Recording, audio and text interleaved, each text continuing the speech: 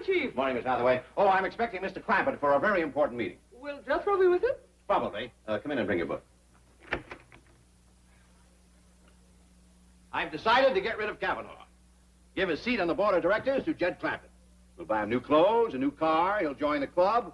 He'll meet and mingle with important people. The first thing you know, Mr. Clampett will be hooked on the good life and won't want to go back to those hills. Especially if he has to draw the money out of his own bank. Huh. Brilliant idea, right? Miss Hathaway, when I say right, question mark, you're supposed to say right, exclamation point. Miss Hathaway. Yes, Chief.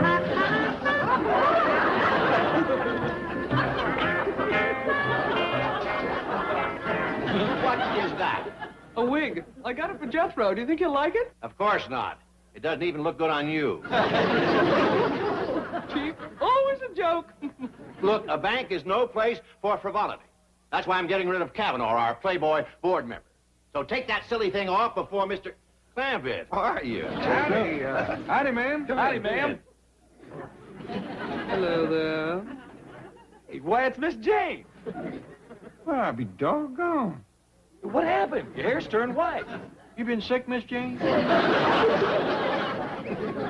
Look, Mr. Clampett and I have business. Why don't you and Jethro wait in your office, Blondie? Hello, Jethro.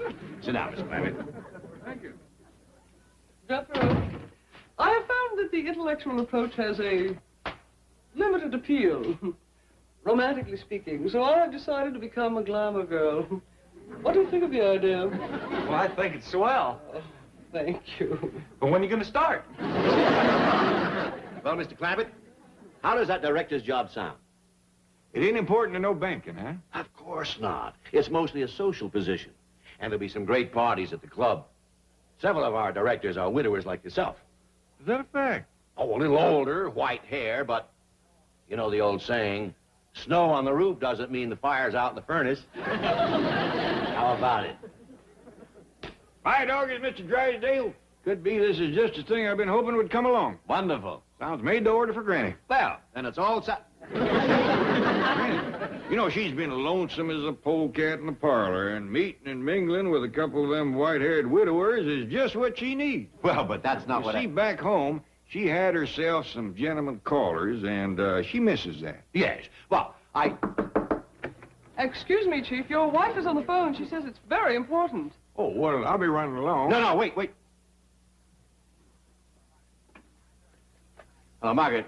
I'm very busy. Can I...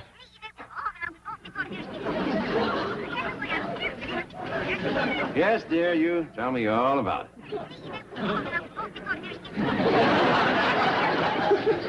Well, Mr. Drysdale, Jethro and me got to be getting home. You want me to speak to Granny about being a director? No. That is, I mean, not yet. You see, we'll take it under consideration. We'll figure out something. Well, you will hear from me. All right. Bye. Bye.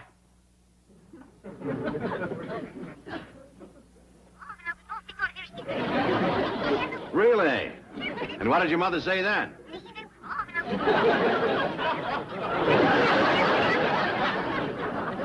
Excuse me, Chief. Mr. Kavanaugh to you.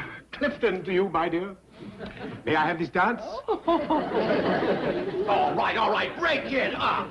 This is a bank, not a nightclub. And you get back to your desk and take that mop off your head. But, Chief, I want to find out if it's true blondes have more fun. Ask one. Kavanaugh, it's antics like this that have cost you... What do you think you're doing? Picking out a date for lunch. Want me to see if she's got a friend for you? Certainly not. I'm a happily married man. Here she is. Where's the rest of the phone? Yes, dear, I'm listening. Yeah. I didn't say anything. But you were thinking it. Now, that's the second seat you've lost in this bank today. What are you talking about? You have also lost your seat on the board of directors. You're through. Why? Why? For conduct unbecoming an officer, that's why. They're calling you the Playboy banker. The wolf of Wilshire Boulevard. Really? Stop grinning. Take stock of yourself, man. There you are, almost 65 years old. What kind of a life do you lead? Out with a different woman every night. Parties, champagne, dancing till dawn. Aren't you ashamed? 65? Are you kidding? Instead of running around with all those young girls, why don't you find some woman close to your own age and settle down? Find real happiness and contentment as I have. Yes, dear, I'm listening. There are plenty of lonely... Granny. What? Listen, Clifton. What if I were to save your bank directorship for you? Well, that would make me very happy, No, but... all you have to do is to make a certain lady happy. She feels lonely and neglected. Now, she's not exactly young, and perhaps you wouldn't find her attractive. No. She's your wife. I wasn't thinking of my wife. Sit down. The woman I have in mind is J.D. Clampett's mother-in-law. I've never met her. Sweetest little woman in the world. Lovely, petite, lots of fun. Granny, there's a city fella coming to call on you. What's he selling? He ain't selling nothing. He just heard about you from Mr. Drydale, and he wanted to meet you. Now, you run on upstairs and get yourself all prettied up. For a city feller? Granny, this one's something special. He's a bank director. Now, run on up and put on a nice dress, huh? He don't like the way I look. He can look someplace else. All right, Granny, you know best. You better believe it.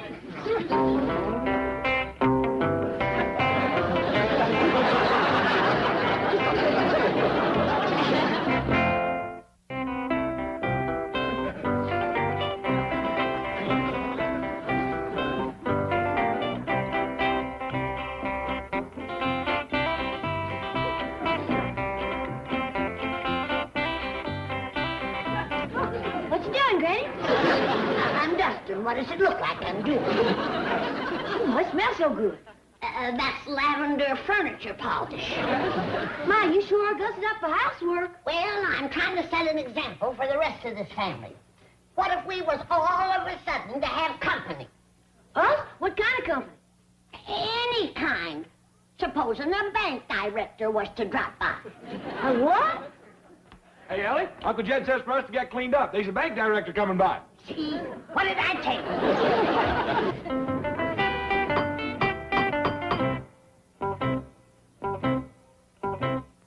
See who that is, will you, Jed? I'm busy. Well, that's probably your gentleman caller, Mr. Cavanaugh. Well, if it is, have him sit down. I'll get to him when I can.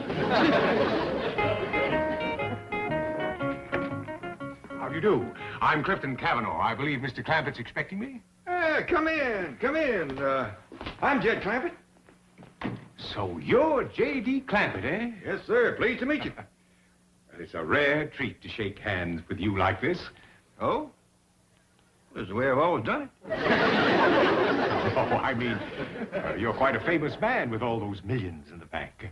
Close to 50 now, isn't it? Well, to tell you the truth, Mr. Cavanaugh, I ain't never seen him to count him. But I got a nephew, Jethro, and he's right good at ciphering. One of these days, I'm going to send him down to the bank, pile up all my money, and... Oh, never forgot. You come to see Granny. Oh, no, I'm here to see your mother-in-law. Yeah, that's Granny. Granny! Get him a caller here to see you. Another one?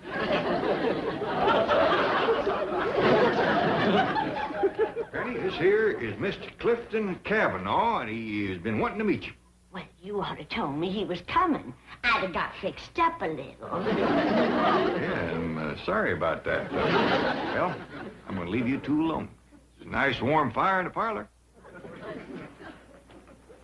So, you've been wanting to meet me, have you? Yes. And now that I have... Au revoir. Hey, that's the wrong way. The parlor's in here. I dare not trust myself alone with you, you enticing creature. Going somewhere, Cavanaugh? Yes, as a matter of fact, He don't trust himself alone with me. Neither do I. That's why I'm here. There's a nice fire in the parlor, Mr. Cavanaugh. Clifton to you, my dear. Well, that sounds perfectly wonderful, but it's getting late, you see, and I have to dress for dinner. Where are you taking Granny for dinner? Granny? Any place you say, Clifton. There's nothing I'd enjoy more than taking you to dinner. However, unfortunately, I already have a dinner date with my aunt.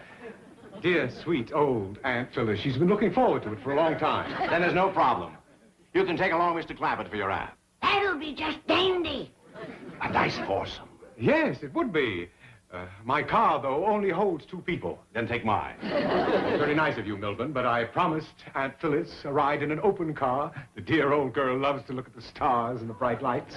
Then we can take ours. It's as open as they come.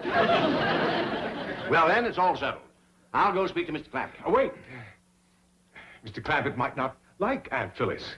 I've seen some of these dear, sweet old aunts you take out for dinner. Mr. Clampett will adore Aunt Phyllis.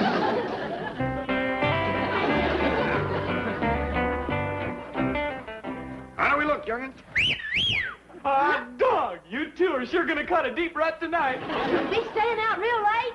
I don't hardly think so, Ellie.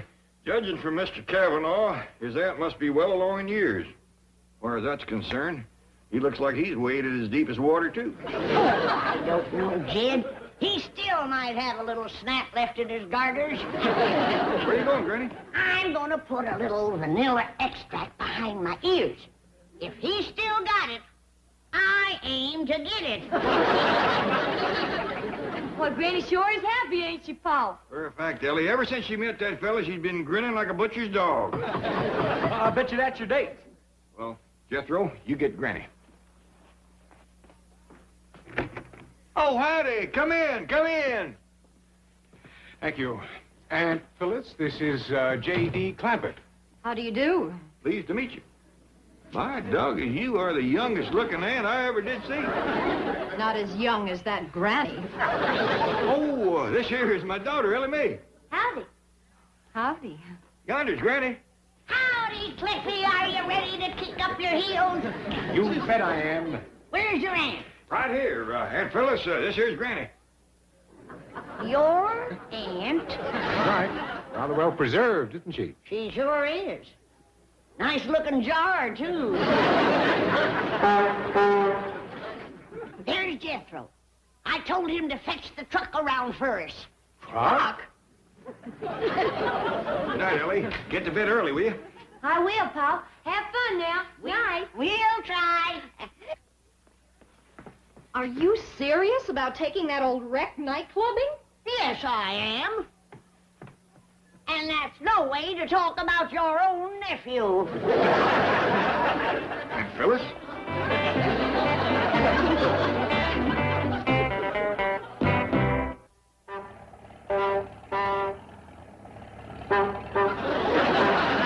Lipton, must you honk that horn? In view of the fact that we have practically no brakes or lights, I think it advisable. I reckon you must be enjoying this, Aunt Phyllis. Me? Your nephew told us how fond you are riding in the open. That's why we brung the truck. I don't know how I'm going to repay him for tonight. Oh, just forget about that. Treats on us fellers. Can't we go someplace and eat quickly? I'm all for that, Phyllis. I'm hungrier than a woodpecker with a sore beak. Let's go someplace where there's music. Granny's fond of dancing. So is Jed. You got a treat coming to you, honey. When old Jed gets to stomping, he plumb knocks the hay out of the loft. You fond of dancing, Aunt Phyllis? Well, Aunt Phyllis just loves to dance. You got a stitch, Cliffy? I'll be all right. Can't we go someplace and eat? All right, honey. Aunt Phyllis. Any preferences? How about a dark drive-in? That's all right, as long as you got dancing. Leave it to me. I know every spot in town. Well, get to one in a hurry. Some people like to be in bed by 8 o'clock.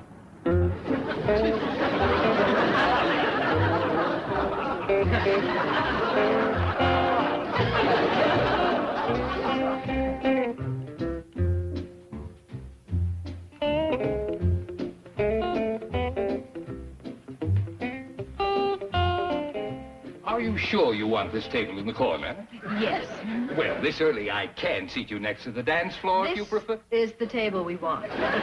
You wish, madam. There ain't much business there. You're sure the food's good in here? Yes, madam, yes.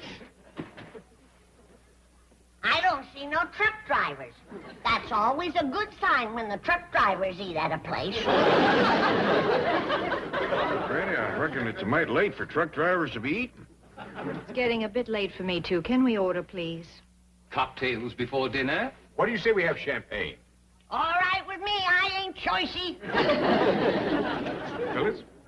Anything. Fine with me. Richelieu 59. Extra dry? I am. Extra dry. Thank you, sir. There's a dance floor. What do you say we work up a little appetite before supper? Well, there's no music yet. Oh, that don't need to stop us. I brought along Jed's harmonica. Please. Oh, you play the harmonica. That's just dandy. You and Jed can take turns. And while you're dancing, I'll play the water glasses. Lippy, what do you do? Well, I have a feeling that tonight I'm going to do a lot of drinking. What's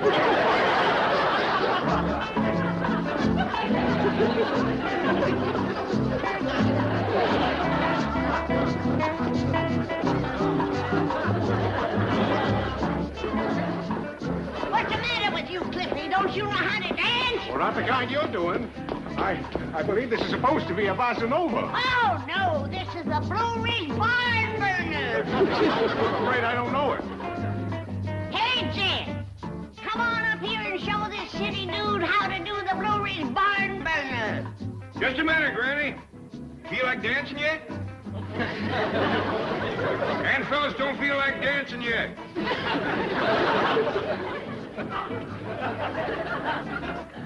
I reckon she's having mite too much to drink. Yeah,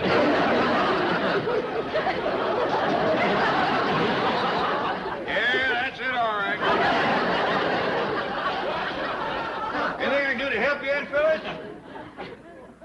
I don't suppose you carry a revolver. You all right, Phyllis? I may never be all right again. It beats me how anybody can get juiced on that soda pop. Ain't got no wallop at all.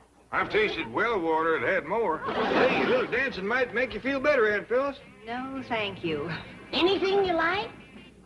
Yes, I'd like a few moments alone with my nephew. Well, come on, Granny. Let's show him how to do the Sibley Sidebuster. Now, Phyllis, I know what you're going to say, and you should be ashamed For what? for using such language. I'm crazy about you. Crazy, period. How can that old goat be so important to your bank? Honey, that old goat has almost $50 million in our bank. He's our largest depositor. You see, they struck oil in his place back in those hills, and those millions just keep rolling in. So you see, Phyllis, he's really the backbone of... May I cut in? You feeling better, Auntie? Oh, I feel great. Go to it. You know the Sibley Sidebuster, do you? Oh, no, but I'll learn. And I'm going to show you a few things along the way.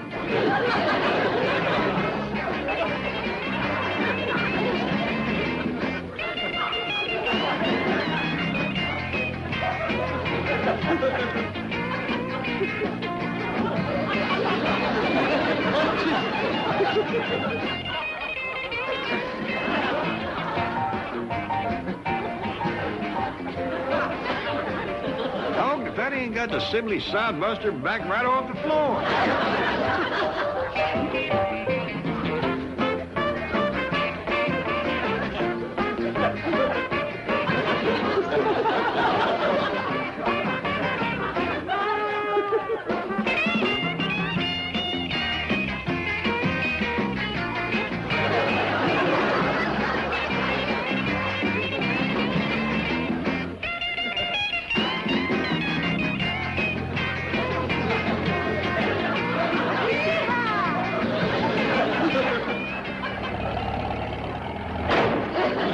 What happened? Where are we? Home.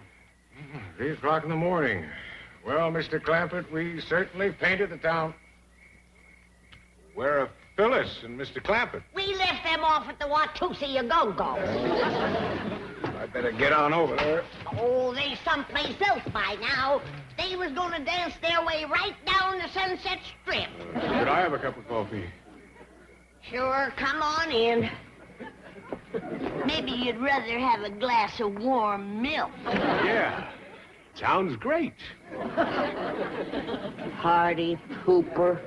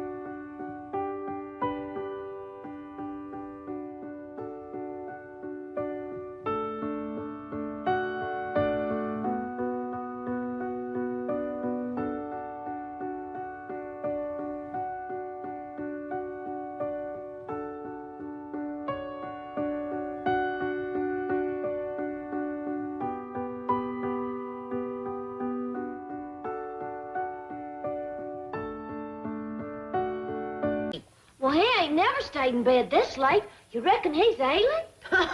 He's ailing, all right. Probably all stove up from dancing with that city woman all night. Was you two out all night? Oh, not me. I come home at a decent hour.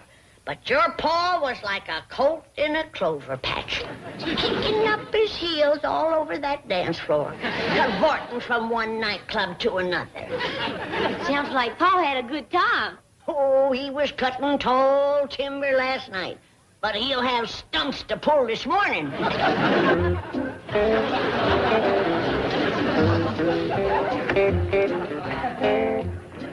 Good morning, Uncle Jed. How you feeling? Just dandy. Oh, Granny said she bet you'd be stove up like a rusty pump. Not me.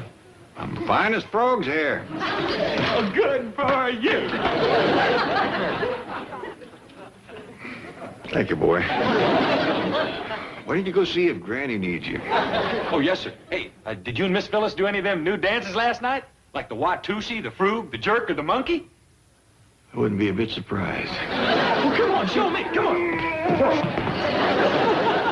Hey, Granny was right. Hey, you are stove up. Why, you are as stiff as a board. Hey, I'll go tell her. No. What do you want to tell her for? Well, so she can take care of you. She'll rub in some of her liniment. The only thing she'll rub in will be some of our told you so. And like dog if I'm going to give her that satisfaction. Well, the Hollywood Playboy is up. The dancing darling of the nightclub crowd, Mr. Twinkletoes. Twinkletoes? That's what his lady friend called him. You should have seen the two of them cutting didos on the dance floor last night. They stopped up a storm, huh, Granny? They were bouncing around like a couple of chickens in high rye. How about some victuals? Oh? Ain't you gonna be dining out with your lady love?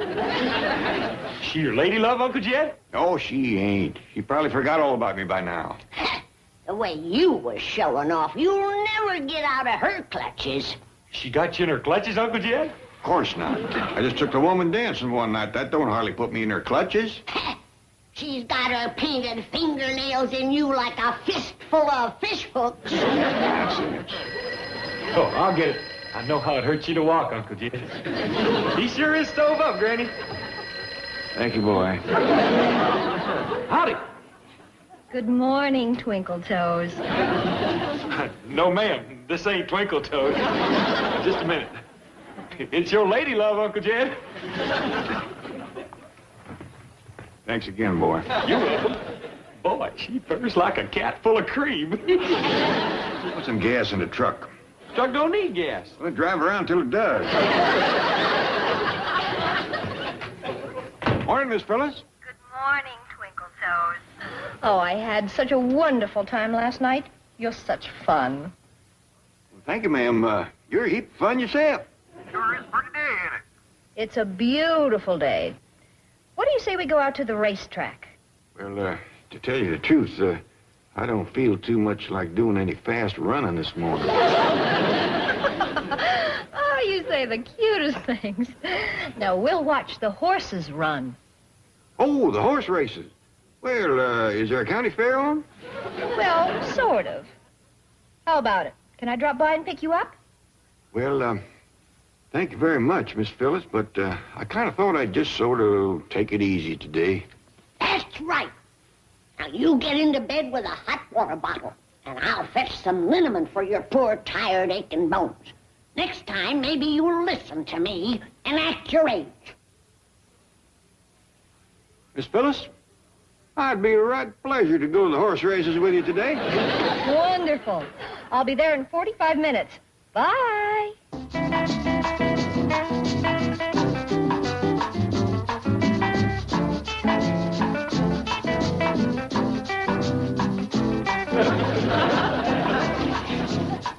Come on down, sugar daddy!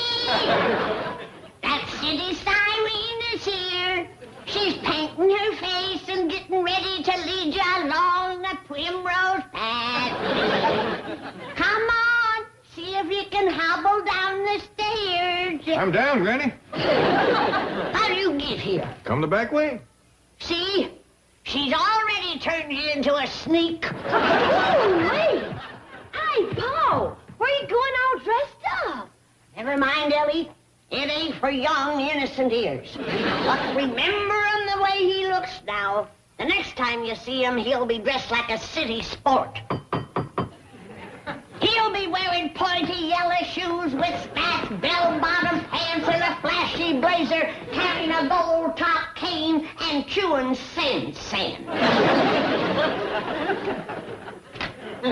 Oh, howdy, Miss Phyllis. Hello, Mr. Clampett. Isn't it a perfect day for the races? Yeah, it sure is.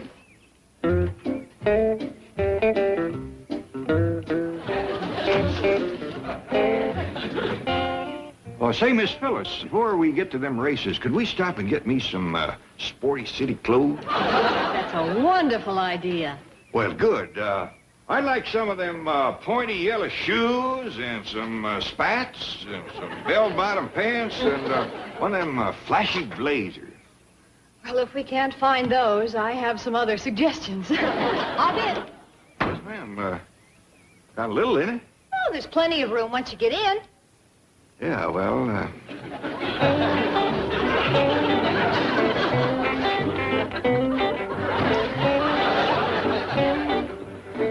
Well, sit down. yes, ma'am, I'll do that.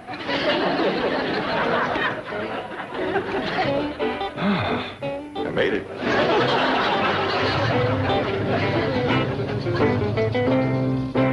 And furthermore, Senator, I would like to remind you of your campaign promise, in which you said, by thunder, that's Jed Clampett. The senator said that. Come here quickly. Isn't that Mr. Clampett? Why, yes, it is. All dressed up and with an attractive woman. Why, it's a miracle. Miracle, nothing. I planned the whole thing. You, Chief? Yes, me.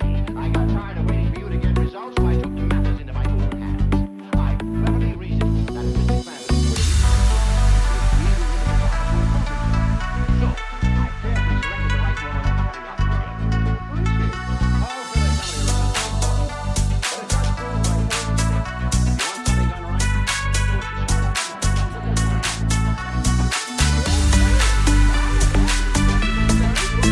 it yourself.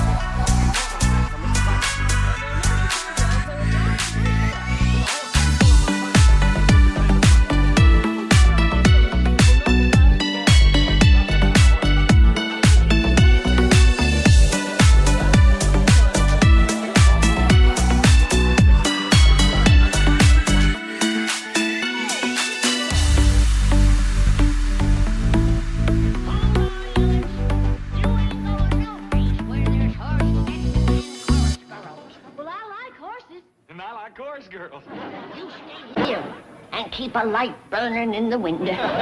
If we don't find Jed, he'll come dragging home tonight, flat busted, without a friend to his name.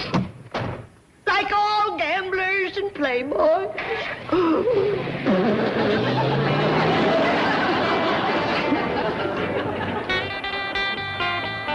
Front, Cassiel and Wanda T. It's Cassiel in front. TG is second. Tammy G is third. Roche is red. And Wanda T. They're coming down to the left edge, and Cassiel wins it. Tammy G is third. What? You picked the winner?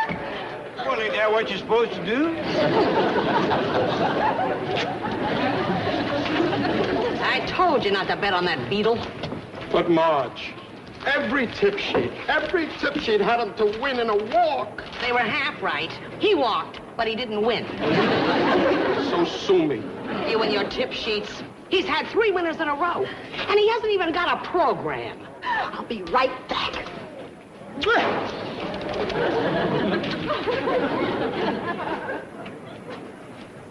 Hey, mister, how do you do it? Oh, well, that ain't what it looks like. She's just happy because I told her which horse is going to win. That's what I mean. How do you pick those winners? Well, it's easy. I just pick out the horse that looks like he can outrun others. I knew he wouldn't tell me anything. He's probably got friends. I wish I was one of them. Hey, mister, how much have you won? Well, nothing, ma'am. Nothing. You've had the winner every race. Yes, ma'am, but I don't bet. Why not? Well, don't need the money, and knowing who's going to win kind of takes the fun out of it.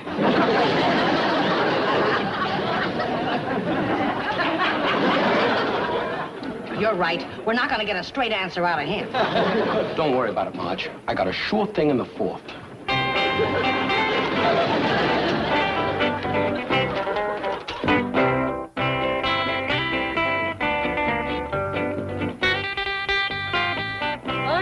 Chief, there just are no parking places. There must be over 50,000 people here. Oh, that's all right. This is close to Kavanaugh's box. That's where they're sitting. Is all these folks here to bet on the horse races? That's about the size of it, Granny. Now, look, we'll wait here. It's probably better if you tackle Mr. Clappett alone. You're right. He might resent our interfering in a matter so personal. Here's the location of Kavanaugh's box. Just show it to any usher. Good luck, Granny. Don't worry. I'll give that gambling woman what for her.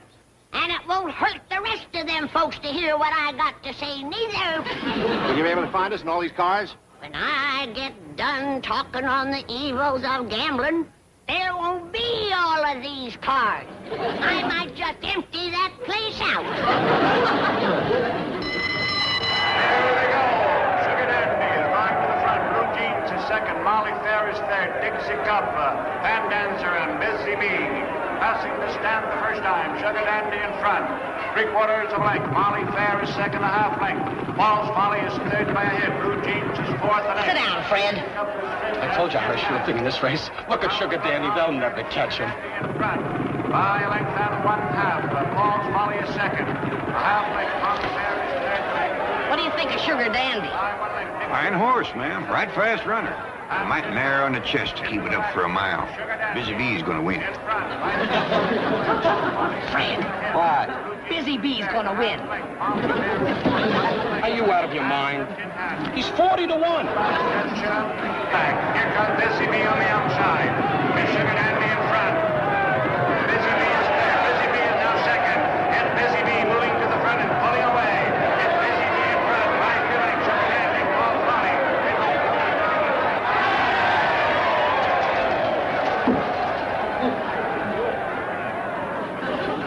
Had enough, Fred? I'll get even on this next race. You got another sure winner, have you? Don't bug me, Marge. Just give me some money. What for? You want to buy some more tip sheets? You're bugging me, Marge. Do you want to go home or fight here? You're getting me mad, Marge. Let's face it, you can't pick a winner. I should have known that on my wedding day. Oh, yeah? Yeah, Why couldn't I have married somebody like him? because you don't look like her. Oh, yeah? Yeah. Maybe we ought to get out of here before we cause any more trouble. You don't want to go home this early, do you? We don't have to go home. We could do some more shopping. For you this time. Let's go.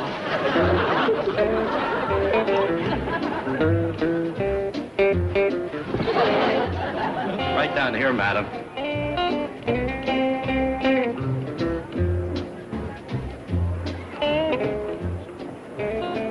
Well, here you are. Where's Jed and that chorus girl? Well, I don't know, madam. Perhaps they stepped out for refreshments. Why don't you sit down here and wait?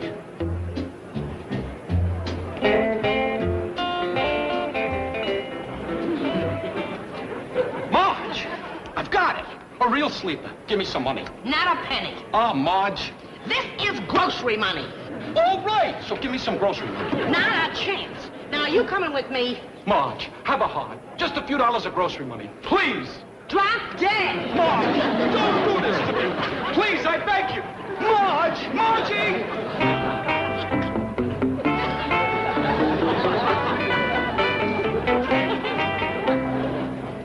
Sonny, wouldn't she give you no grocery money? Not a cent. And $5 could get me well. Are you sick? I've been sick since the first race. Wait. That's no time to do without victuals.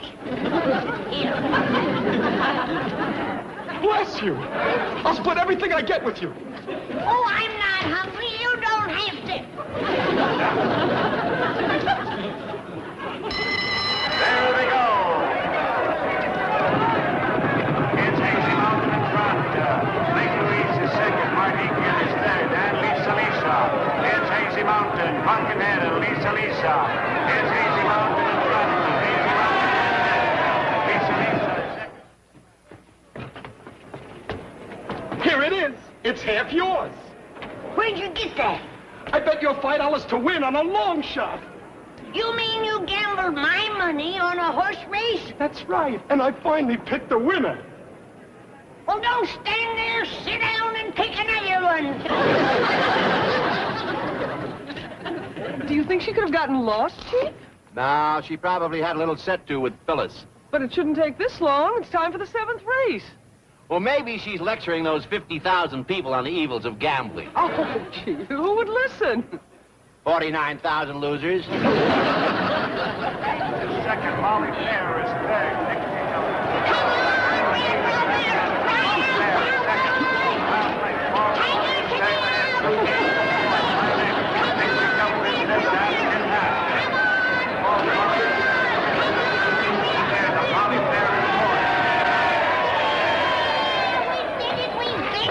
Dixie Give me your tickets. I'll cash us in. That can wait.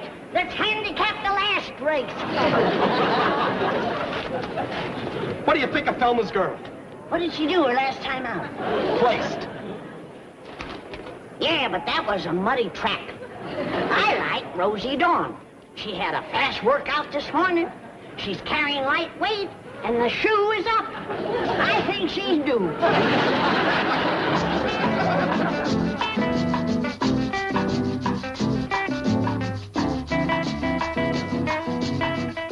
Hey, Uncle Jed. I bet you didn't know I was such a good dancer. No, I sure didn't, Jethro. Your granny home yet? No, sir. Where shall we go to tonight? Well, let's not go anyplace just yet. It's still early here. Why don't you and Jethro dance? Come on, show me some more of them steps.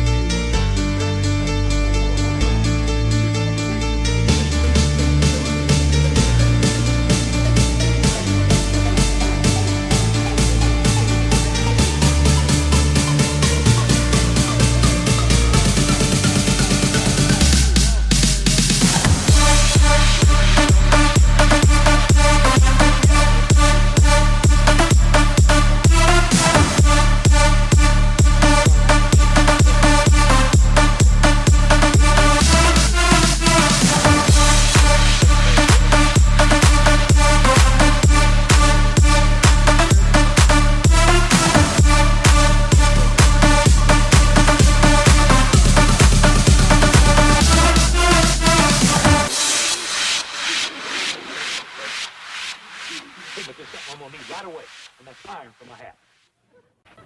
Iron for your hat? Yes, sir. There was this fella in the movie that had an iron hat. He kept throwing it, double knot 7. They're trying to kill him. Why didn't you just shoot him? Can't tell you that neither. If anybody goes to skimming iron hats at me, he's gonna get one skimmed right back at him. Hey, watch where you're throwing your hat, Jethro. You just be glad it wasn't iron. You can swim with me? Shucks, no. I'm gonna be a double knot spy. Only time they go swimming is underwater to blow up something. That sounds like fun. I'll be a double knot spy with you. Too dangerous for girls. They'll just wind up getting painted gold. Sounds like fun, too. Forget it, Ellie. Girls can't be double knots. Why not? I don't know why not. Heck, fire, I ain't hardly one myself yet. Well, I can do anything you can do. You can't be a double knot. I can, too. Can't neither. Can't.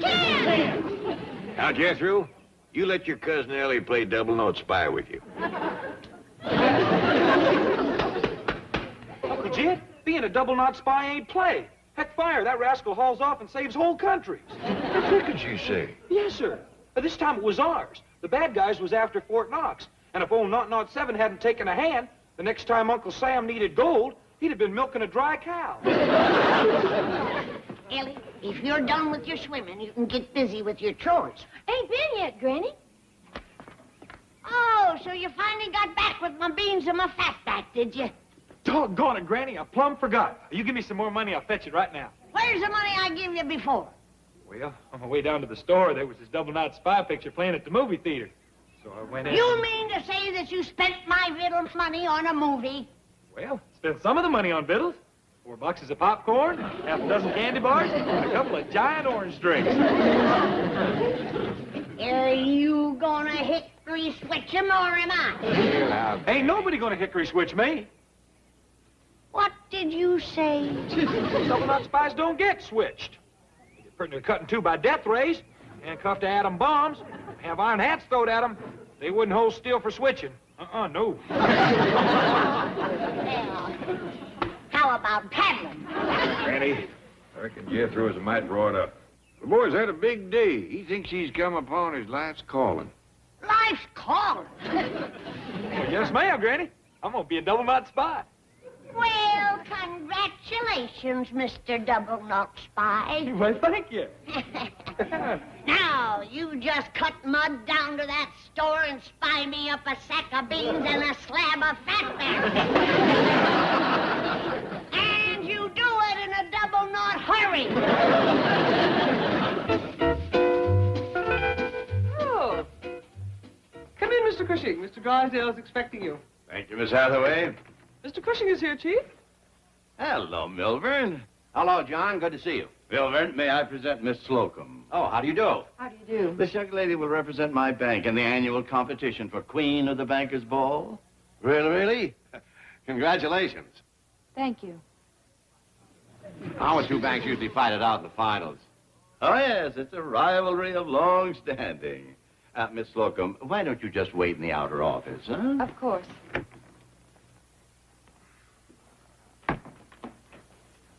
Our usual wager, Milburn? What do you say we double it this year? Ah, you're a hard man. Oh, what are you talking about? You've won the last 2 years.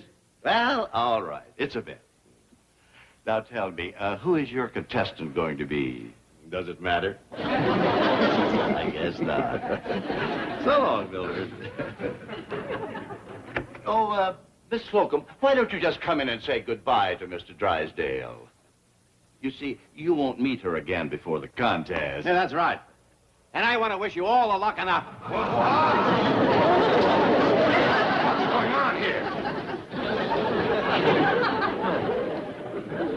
This is how Miss Slocum will appear at the beauty contest tomorrow.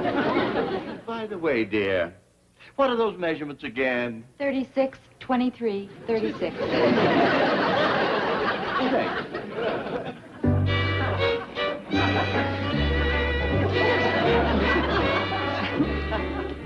Close your mouth, Milburn. Where'd you find her, the folie bergère? Milburn, you know the rules. She works in my bank. In a pig's eye? No, in new accounts. You won't get away with this, Cushing. Now, Milburn, you've always been such a good loser. You're not going to change now.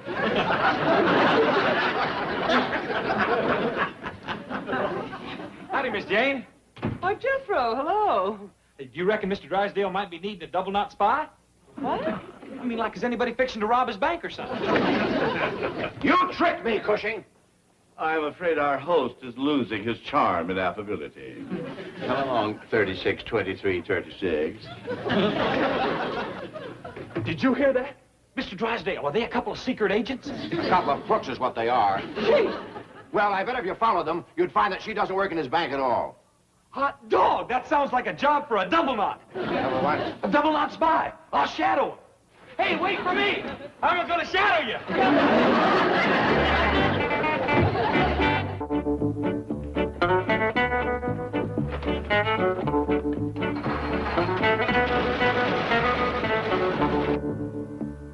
Chief, do you think it was wise to give Jethro that assignment? What assignment? Spying on Miss Slocum. Oh, he's not spying. He's just going to find out if she really works in new accounts at the Merchant's Bank. He can do that by just walking by and looking in the front window. But Jethro won't stop at that. He's just seen a James Bond movie and he fancies himself another 007. Now, look, we've got bigger worries. Just in case that girl isn't a phony, we've got to come up with a beauty contestant who can beat her. Any ideas? No. How about you? Well, I'll do my best. Perhaps my glamour wig and a bikini. Start screening every female employee under the age of 30. Make that 35.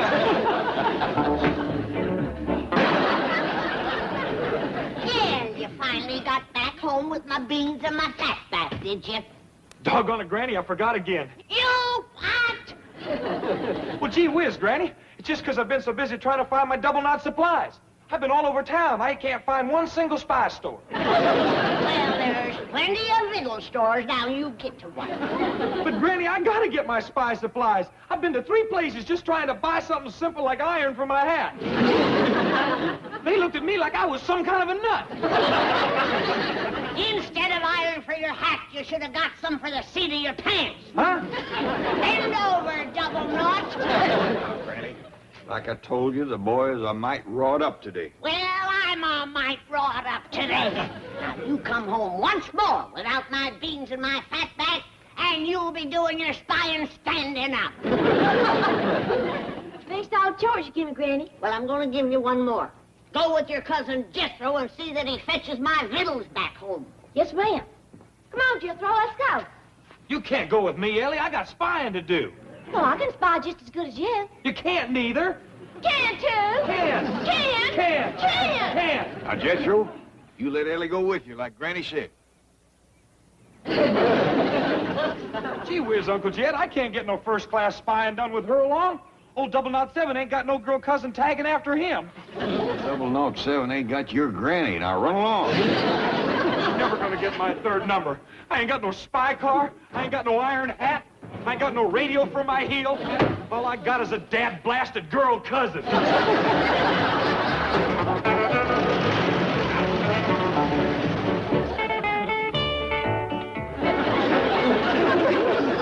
right, girls, now turn.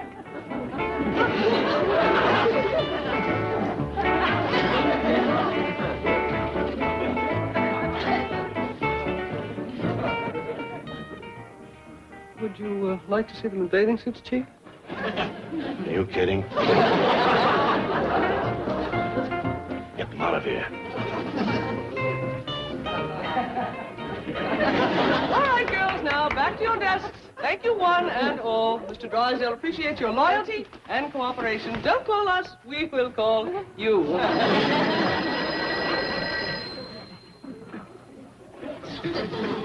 Out the way here. She is wonderful. Send her in. Janet Trigo is here. Oh, great.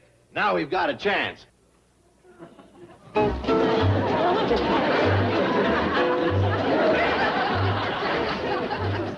What happened to you?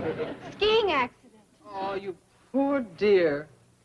Well, Chief, there goes the contest. Nonsense. I don't give up so easily. We'll win yet. Get me something to knock off this cast. Chief! Well, she can put out another one as soon as the contest is over. It means a raise for you. You can't be serious. Young bones mend quickly. The contest isn't until tomorrow. But I just broke my leg yesterday. See? She got 2 whole days. Now, you take the afternoon off, go home, and let those bones knit. The doctor said 3 weeks. Come along, dear. That's the trouble, you women today. Soft. Soft. You need a doctor for every little thing. What if pioneer women had been like that, we wouldn't have any country. They fought Indians with broken legs. Hope you get well soon, ma'am. Mr. Drysdale? Oh, hello, Jethro. I got a couple favors to ask you. First off, can I have an advance on my spying pay? And second, can I leave my cousin Ellie here for a spell? I can't get no double knotting done with her along. I'm just as much a double knot as you, Jethro. You ain't neither. Girls can't be double knots. Can too. Can't. Can. Please, Mr. Drysdale, keep her here. Ellie, I do need your help. You can take Miss Trigo's place and win... do her job. Well, is it important secret stuff like Jethro's doing? Oh, it's very important and very secret. Well, then I'll stay. Hot dog. Now, can I have my advance? You want? Money to fix up my spy car and stuff. Oh, yeah, good. Thank you. Look out, Miss Jane. I'm on my fighting, loving, hat-skimming, bank-saving way. Shouldn't we stop Jethro? Never mind him. Now, I want you to get a bathing suit for our beautiful new employee here. Why, Ellie Mae? That's right. She's going to fill in for the injured Miss Trigo. Chief, you are just thinking of that beauty contest tomorrow. I am thinking of that poor pain-racked girl. You expect her to sit at her desk with a broken leg? Have you no pity, no compassion? But just a moment. No arguments. Miss Trigo has been through a terrible ordeal. She faces weeks of suffering while those shattered bones knit. She must have time to convalesce. All right, Chief. Tell her she's got tomorrow off.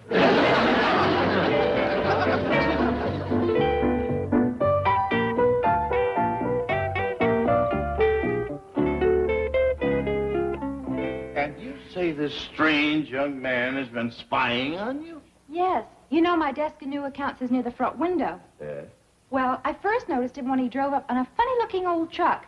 He got off and limped to the window and peered at me. He limps? Like this. And he wears a black hat pulled low over his eyes. He stared at me through the window, like this.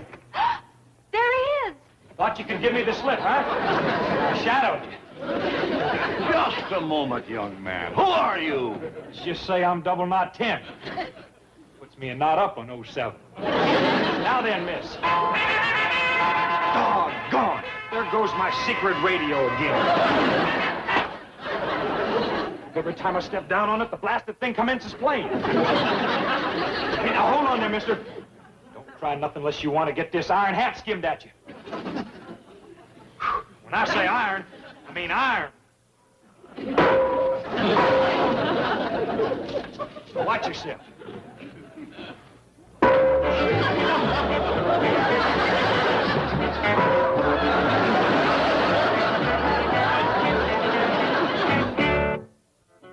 I remember this kid. He was in Drysdale's office at the Commerce Bank. Yes, I recall seeing him as we left. I bet Drysdale sent him over here to see if you were really working here. What if he finds out I just started this morning? Shh. He's coming around.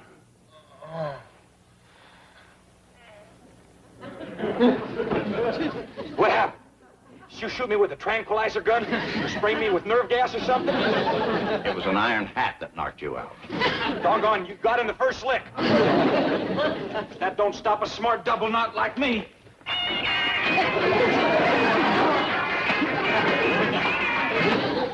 I'll find a different place to hide my secret radio. Where's my hat? Letter must have fallen. J.D. Clampett. That's Drysdale's star depositor. What is your connection with him? Well, he's my...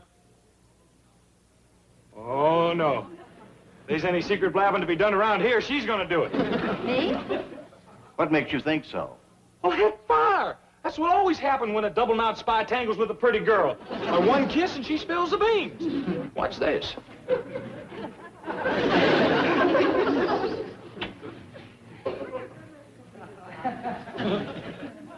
J.D. Clampett is my uncle. He's got pretty near $50 million in Mr. Drysdale's bank.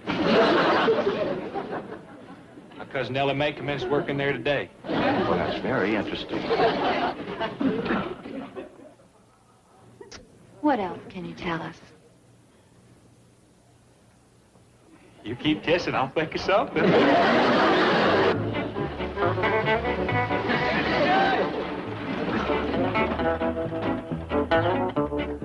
Uncle Jed, come see what I got. Be careful getting out of that ejector seat. What ejector seat? The one you're sitting on.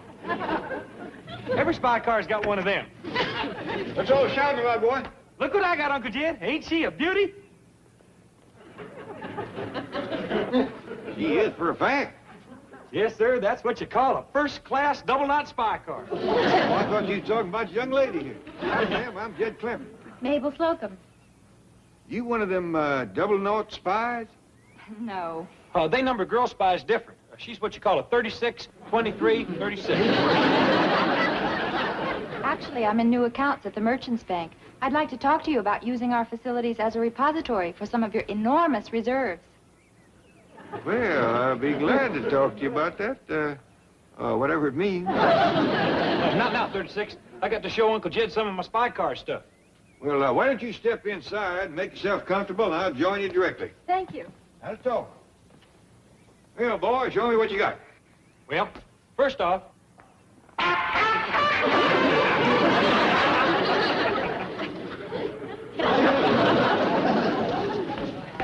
This here is my smoke screen maker. This here's my oil slick spreader. Come look at this. Suppose they some rascals chasing me. They goes to shooting at me. Then I give them this.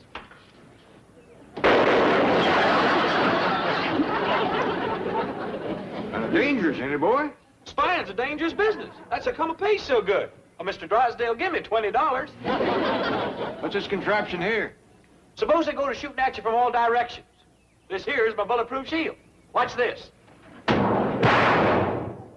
about that? Dandy. But, how do you see to drive? Jethro? How do you see from in there?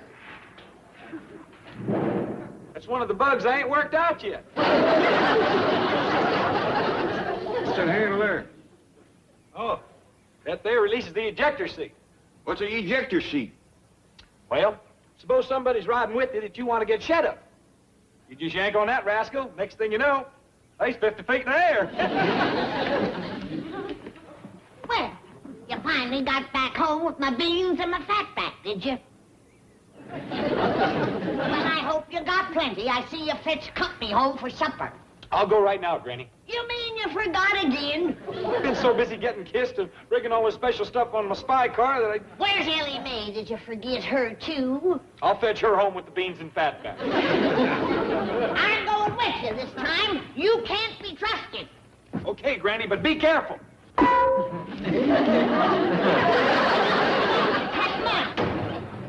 hang on to this handle.